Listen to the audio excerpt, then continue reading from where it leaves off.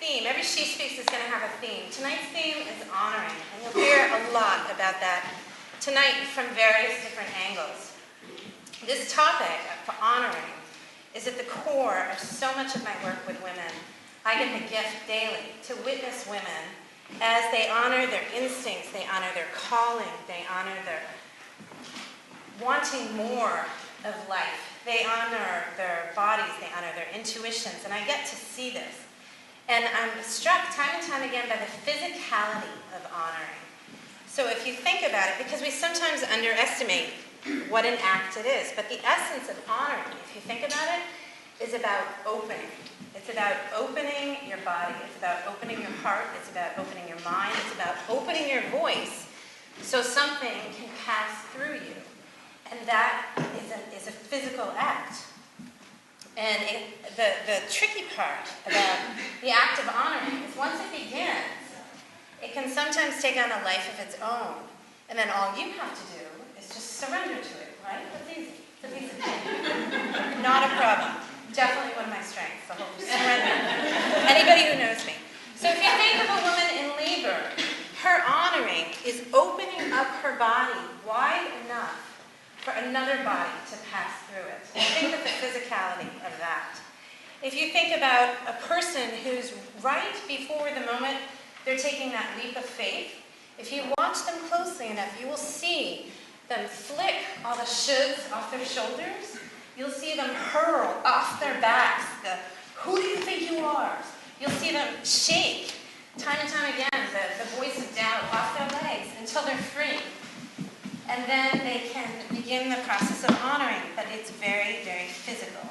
And over the past months, I have watched 5 women go through this process, and you'll hear more about the speakers tonight and their particular brand of honoring.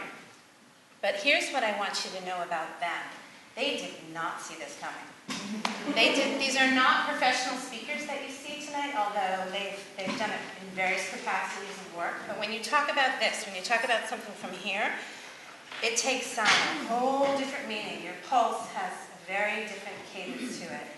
And they did not see this coming, nor did they raise their hand to really volunteer for this. They were asked by me because I sensed they had a story to tell, and I also felt that it was the time to tell that story.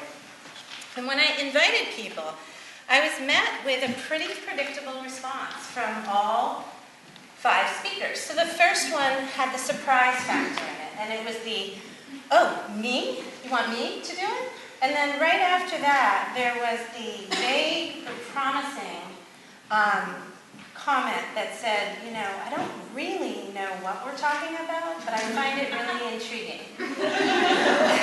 Which was inevitably followed by the serendipitous, it's so funny that you called because blah, blah, blah, blah, blah. And in talking about their piece, that piece of their story, it became very clear, and it clicked for both of us, that this was meant to be for them, and they said yes. And then the last response usually came about a couple, maybe an hour, but usually a couple days after, when I heard over Facebook or Twitter or on my email, what did I just sign up for? What did I get myself in for? What am I thinking? Or my personal favorite, I wonder what I'm going to say. And so as I stand before you tonight, I am just dripping with gratitude to these 5 women who have said yes, first to me, then to themselves, and now to you, to share these stories. And so these women are somewhat scared. They're very, very busy women.